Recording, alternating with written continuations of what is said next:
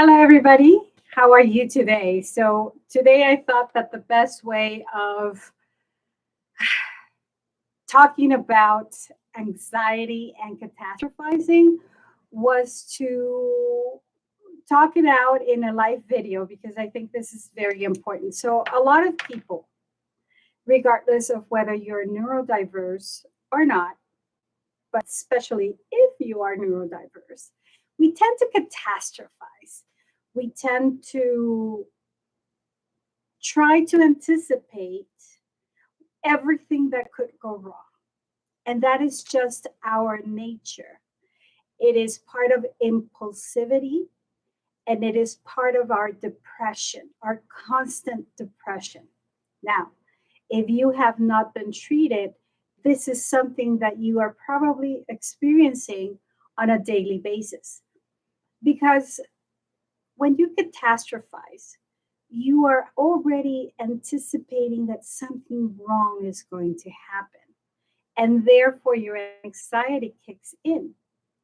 Anxiety and depression are not the same. Let's keep that in mind. Okay, so let's put a pin there.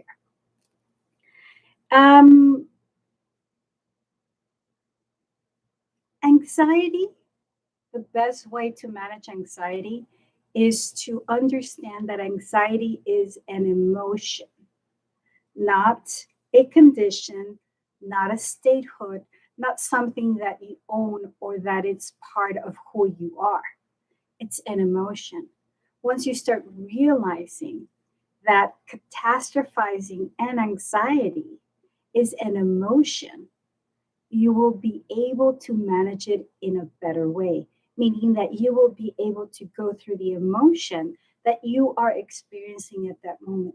The best way that I can tell you to manage it is by owning the anxiety. Now, how does anxiety usually look like?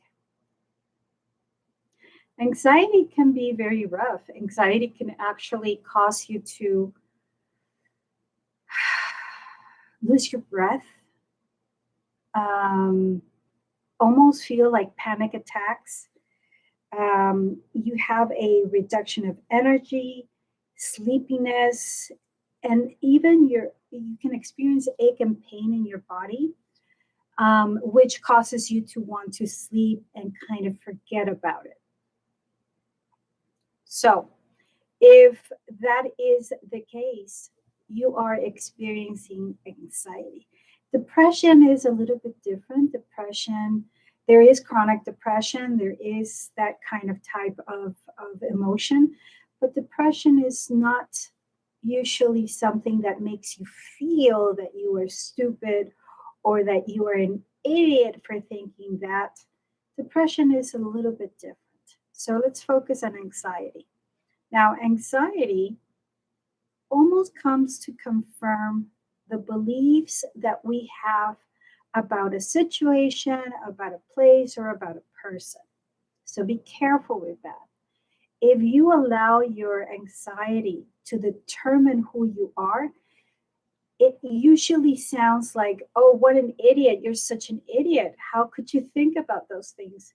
What were you thinking about? You're so stupid, and so on and so on. So instead of it becoming just a thought of the moment, it becomes something that is part of you, meaning that you yourself are going to see yourself as an idiot, as a stupid person, as a dumb person, as a person that doesn't rationalize.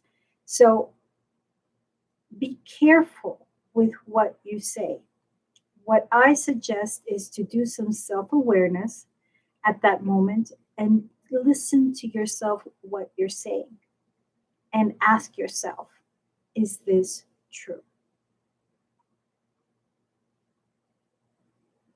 I'd say no, because nobody should be considering that feeling an emotion is dumb. Emotions just suddenly happen. Anxiety happens just because you don't need to have a trauma. You don't need to be going through something tough. It just sometimes appears. And it could be, yes, it could be something based on the past. But then again, it could not. Anxiety can appear out of nowhere. What matters is what you do to manage your anxiety, which again, it's about realizing that you're having it, that it's an emotion that you need to let your body go through it. Now, I'm looking at my notes, and I want people to understand that anxiety is not caused by sadness. Sadness is just a totally different game. It's also very similar to depression. Okay, so no, anxiety is not going to be caused by sadness. If you are experiencing anxiety, again, remember, it can come out of nowhere, and you could be happy in one moment, and then all of a sudden just start feeling this pain in your chest, this thing that you cannot breathe, this anxiety that it's right here stuck in your throat that you don't understand what's going on. And you start thinking, was it something that I dreamed? That am I feeling something? That's how it looks and sounds like.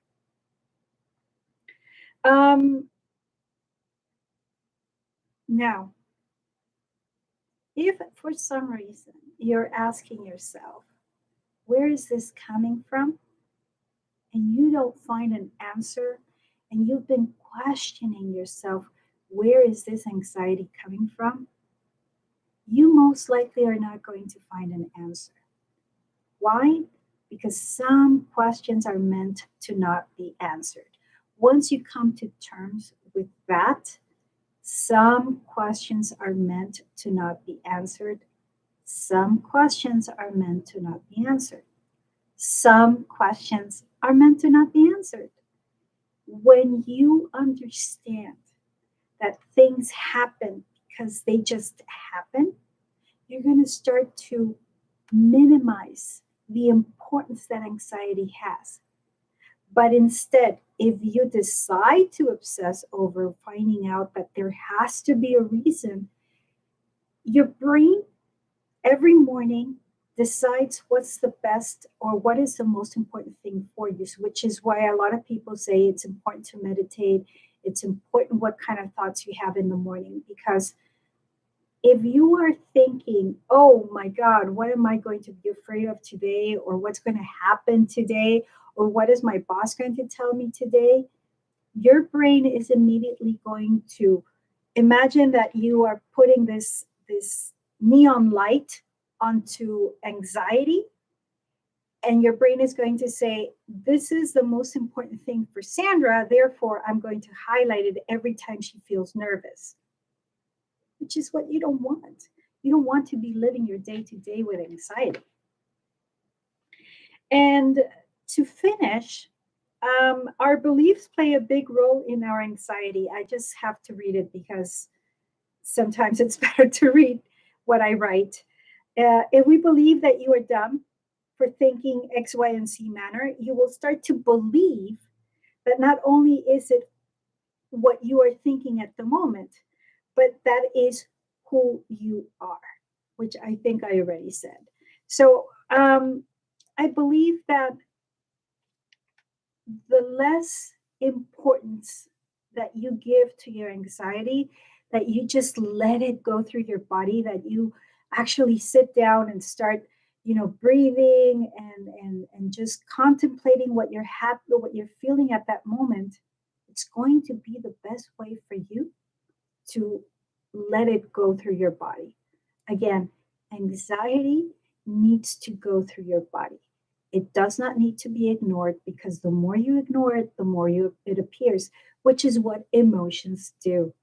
So remember, anxiety is an emotion, okay? It is not a condition.